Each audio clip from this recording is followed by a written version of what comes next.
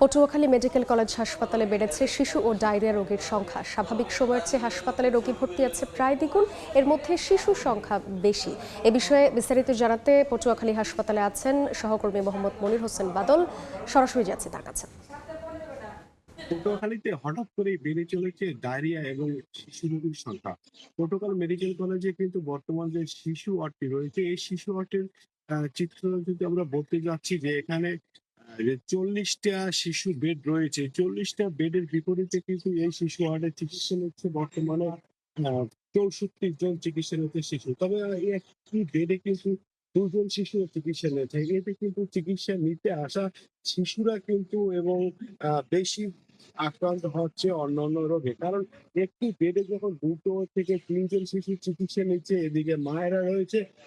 সেক্ষেত্রে কিন্তু শিশুদের বেডে শুইয়ে দিলেও কিন্তু মায়েরা থাকতে পারছে না এই হসপিটালে। তাতে কিন্তু আরো নানা ধরনের সমস্যার সৃষ্টি হচ্ছে।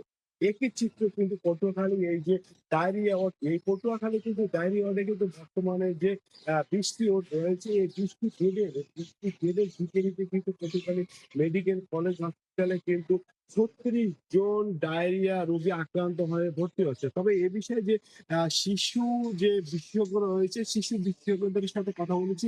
তারা যে বিষয়টা জানিয়েছে, হঠাৎ করে ২ দিন গরম, ২ দিন বর্ষা, যার কারণে কিন্তু শিশুদের এই জ্বরটা বেশি এবং এটাকে ভাইরাস জ্বরও বলা যেতে পারে। যার কারণে শিশু রোগে এই জ্বরে আক্রান্ত হয়ে বেশি হসপিটালে চিকিৎসা নিচ্ছে।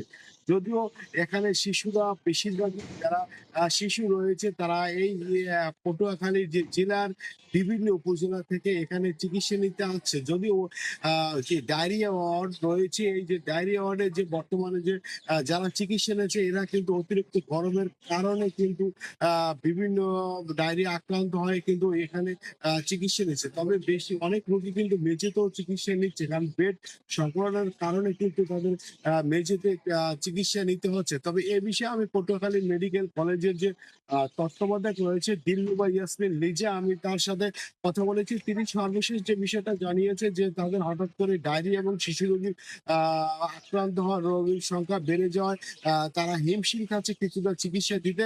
তবে পটুয়াখালী মেডিকেল কলেজে যে আরেকটা 250 শয্যা হসপিটাল রয়েছে, সেটি চালু হলে এই সমস্যা থাকবে না বলে তিনি সর্বশেষ জানিয়েছে। এই ছিল পটুয়াখালী মেডিকেল কলেজ থেকে আমার কাছে ডায়রিয়া এবং শিশু রোগের সর্বশেষ খবর। সরাসরি ছিলাম পটুয়াখালীতে।